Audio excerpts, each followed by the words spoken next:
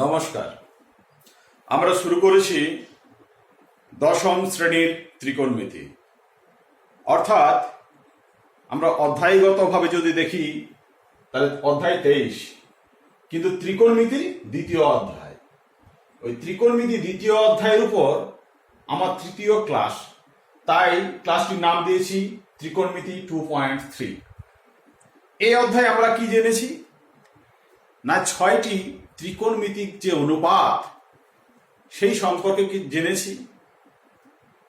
Sine theta বলতে কি বুঝি না, এটি সমকোণী ত্রিভুজের লম্ব এবং অতিভুজের যে ভাগফল, এই মানটাকে আমরা বলি সাইন থিটা। সেই রকম ভাবে আমরা যে 6টি ত্রিকোণমিতিক অনুপাত তাদের সম্পর্কে জেনেছি এবং এই অনুপাতগুলির মধ্যে পারস্পরিক যে সম্পর্ক সেই সম্পর্কেও জেনেছি এবং কয়েকটি অভেদ সূত্র আমরা এখান থেকে আগের ক্লাসে শিখেছি। আজকে ওই ত্রিকোণমিতিতে 6টি অনুপাত তাদের সম্পর্কেও আবার কিছু জানব। জাস্ট ওদের সঙ্গে আমাদের পরিচয় হয়েছে, এরপর আবার পরিচয়টা আমাদের ঘন হবে, আরো একটু একটু করে ওদের সম্পর্কে আমরা জানব। তাহলে এই জানার আগে আমরা কিছু সিম্বল ব্যবহার করব।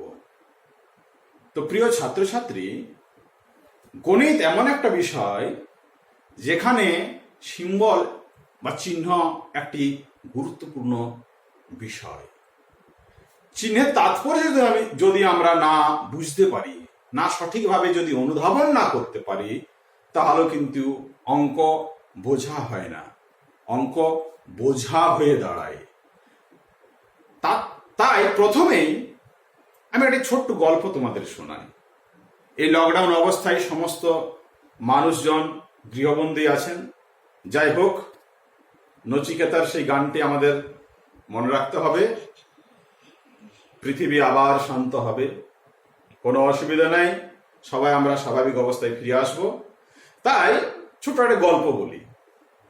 তোমরা কয়েক বন্ধু একটা গ্রুপ করেছো, হ্যাঁ, এই লকডাউন অবস্থায়, এবং সেখানে তোমরা আলোচনা করছো যে লকডাউন খোলার পরে আমরা কিন্তু একটা হোটেলে যাব, সেখানে কিন্তু মিষ্টি খাওয়ার আমাদের কম্পিটিশন হবে।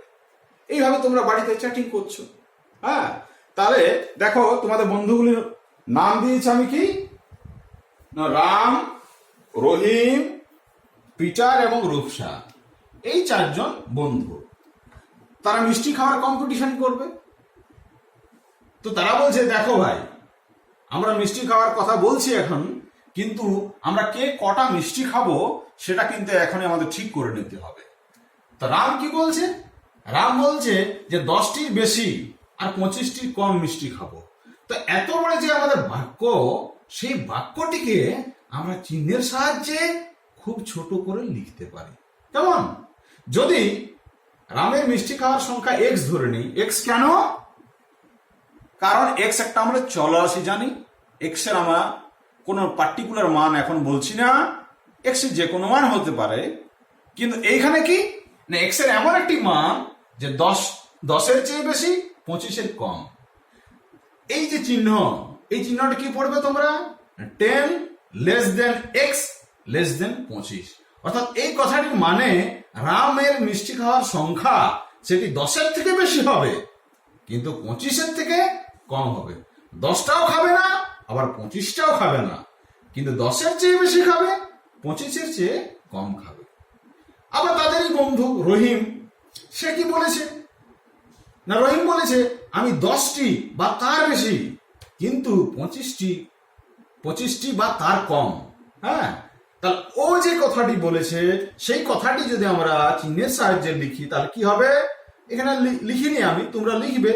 হ্যাঁ, যে রহিমের মিষ্টি খাওয়ার সংখ্যা যদি y হয়, তাহলে কি 10 less than equal to y less than equal to 25। এই কথাটির মানে কি 10টিও খেতে পারে কিংবা তার বেশি খাবে, এবং সর্বোচ্চ সে 25টি খেতে পারে কিংবা তার কম খাবে। তার মানে 10টি এবং 25টির মধ্যে যে কোনো মান সে নিতে পারে। কিন্তু উপরেরটাতে কি বাবা না, 10টি কখনো খাবে না, 10টি থেকে বেশি খাবে। আবার ওখানে কিন্তু 25টা কখনো খাবে না, 25-এর থেকে কম খাবে। আবার ওদের আরেক বন্ধু পিটার, সে কি বললো?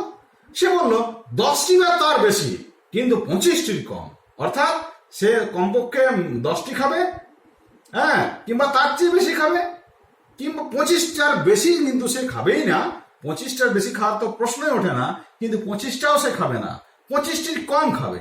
তা তার এই বক্তব্যটিকে আমরা যদি চিহ্নের সাহায্যে লিখি তাহলে কি লিখব? 10 less than equal to Z less than 25। আবার রূপসা, এই যে আমার সামনে, হ্যাঁ, যে রেকর্ডিং করছে আমার মেয়ে, সে খেতে ভালোবাসে না, হ্যাঁ, তাও সে বলেছে যে আমি 10টির বেশি কিন্তু 25টি বা তার কম খাবো। কেমন? তা 25টা খেতে পারে, হ্যাঁ, আর এখানে কি 10-এর থেকে বেশি খাবে এবং ম্যাক্সিমাম 25টি খাবে কিংবা তার কম খাবে। তাহলে এটা কিভাবে করতে হবে? 10 less than P less than equal to 25। কেমন? এখানে ইকুয়াল টু থাকবে, এখানে ইকুয়াল টু থাকবে না। তাহলে এই চিহ্নগুলি সম্পর্কে আমরা মোটামুটি ক্লিয়ার হলো। তাহলে এরপর আমরা চলে যাই সাইন থিটার কথাতে। তাহলে সাইন থিটা সমান আমরা কি জানি না? সাইন থিটা সমান যদি একটি সমকোণী ত্রিভুজের এটা 90 ডিগ্রি হয়, এই কোণটা যদি থিটা হয়, তাহলে এ বি সি দিলাম, তাহলে সাইন থিটা সমান লম্ব বাই অতিভুজ। কেমন? তাহলে এরপরে তোমরা একটু নিচু ক্লাসে চলে যাও। তোমরা জানো যে ভগ্নাংশের উপরটি কি বলা হয়? লব বলা হয়। ভগ্নাংশ মানে লব বাই হর, লব বাই হর। দেখো আমি একটি ভগ্নাংশ লিখছি 1/2, 2/3, 3/4, হ্যাঁ, 6/10। এই প্রত্যেকটি ভগ্নাংশের একটি বৈশিষ্ট্য দেখছি কি না, লব হরের চেয়ে ছোট। দেখো 2 আছে, এখানে 1 আছে, তার লবে 1 আছে, হরে 2 আছে, তার লবের মানটা কি হরের চেয়ে ছোট। এখানে প্রত্যেকটি ক্ষেত্রে 4-এর থেকে 3 ছোট। তাহলে এই ভগ্নাংশগুলো কি বলা হয় না? প্রকৃত ভগ্নাংশ বলা হয়। এবং প্রকৃত ভগ্নাংশের ডেফিনিশনে আমরা জানি যে ভগ্নাংশের মান 1-এর চেয়ে ছোট তাকে প্রকৃত ভগ্নাংশ বলে। হ্যাঁ, তাহলে এরপর তোমরা এই দিকে তাকাও, দেখো এই সাইন থিটা লম্ব বাই অতিভুজ। তাহলে কোন সমকোণী ত্রিভুজের এই যে লম্ব অতিভুজের থেকে কি হয়? সাধারণত কি হয় না, ছোট হয়। উপরেরটি ছোট হলো, নিচেরটি বড় হলো। হ্যাঁ, তাহলে দেখো এই যে 0, এই থিটার মানটা 0 নয় কিন্তু, হ্যাঁ, তো 0 না হওয়ার জন্য কি হবে? সবসময় কি হবে? লম্বটা অতিভুজের থেকে ছোট হবে। তার মানে এর মানটা কি না, এই প্রকৃত ভগ্নাংশ অনুযায়ী। তাহলে এখানে আমরা বলতে পারি কি না, এর মান কি হয়? ম্যাক্সিমাম 1 হবে, 1-এর চেয়ে ছোট হবে, যেহেতু থিটাটা 0 নয়। হ্যাঁ, তাহলে সাইন থিটার মান ম্যাক্সিমাম মান কত না? ম্যাক্সিমাম মান 1-এর চেয়ে ছোট। কিংবা থিটাটা যদি 0 হয়ে যায় তখন আমরা দেখব যে সাইন থিটার সর্বোচ্চ মান হয় 1। যেহেতু থিটাটি নেগেটিভ নয়, 0 থেকে 90 ডিগ্রির মধ্যে, সেই ক্ষেত্রে একরকম হবে এবং থিটার যে কোনো বাস্তব মানের জন্য আর একরকম হবে।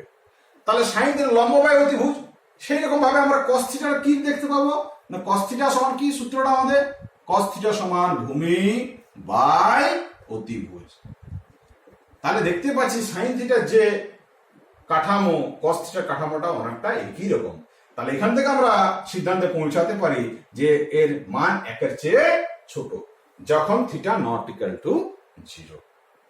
তাহলে সাইন থিটা এবং কস থিটা এদের বৈশিষ্ট্য কি পেলাম না? এদের ম্যাক্সিমাম মান কি হবে? যখন থিটাটা 0 নয়, এর ম্যাক্সিমাম মান হবে কত? 1-এর চেয়ে ছোট হবে, কারণ প্রকৃত ভগ্নাংশের বৈশিষ্ট্য এখানে আমরা পাচ্ছি। তাহলে সাইন থিটা কস থিটার যে চরিত্র আমরা দেখতে পেলাম, এদের রেসিপ্রোকাল গুলো কি? ধরো কোসেক থিটা, তাহলে কোসেক থিটা সমান সূত্রটা কি আমরা জানি না? অতিভুজ বাই লম্ব। তাহলে এদের অনুরূপ সম্পর্ক দেখো, এখানে একটা ভগ্নাংশ আকার আছে, কিন্তু কি দেখতে পাচ্ছি আমরা? লবটি বড়, হরের, হ্যাঁ, লবটা কি হরের চেয়ে বড়। যেমন আমরা 3/2, আমরা 4 ধরতে পারি 3, আমরা ধরছি 7/4। তাহলে দেখো এগুলো একটা করে ভগ্নাংশ। কেমন ভগ্নাংশ? অপ্রকৃত ভগ্নাংশ, যেহেতু লবের মানটা হরের চেয়ে কি না বড়। তাহলে এখান থেকে আমরা সিদ্ধান্তে পৌঁছতে পারি যেহেতু উপরটি বড় নিচেরটি ছোট, এর ম্যাক্সিমাম মান কি হবে না একের চেয়ে বড় হবে। যেহেতু দুটো সমান হওয়ার কোনো স্কোপ নাই, হ্যাঁ, তাহলে কোসেক থিটা কি বৈশিষ্ট্য পেলাম আমরা না কোসেক থিটার বৈশিষ্ট্য পেলাম একের চেয়ে বড় হবে। তাহলে কোসেক থিটার সঙ্গে কার চরিত্রের মিল আছে সেক থিটা। তাহলে সেক থিটা কি না আমরা সেক থিটা বলতে পারি কি একের চেয়ে কি হয় না বড় হয়। কিন্তু ট্যান থিটা এবং কট থিটার বৈশিষ্ট্য কি? ট্যান থিটা সমান কি আমরা জানি, ট্যান থিটা সমান লম্ব বাই ভূমি। ট্যান থিটা সমান লম্ব বাই ভূমি। তাহলে দেখো এই লম্বটাকে অনেক বড় নিয়ে দিলাম আমরা, অনেক বড়, আর ভূমিটাকে অনেক ছোট করে দিলাম। তাহলে একটা বিশাল বড় সংখ্যাকে আমরা খুব ছোট সংখ্যা দিয়ে যদি ভাগ করি তাহলে কি মানটা অনেক বড় পাবো, কেমন?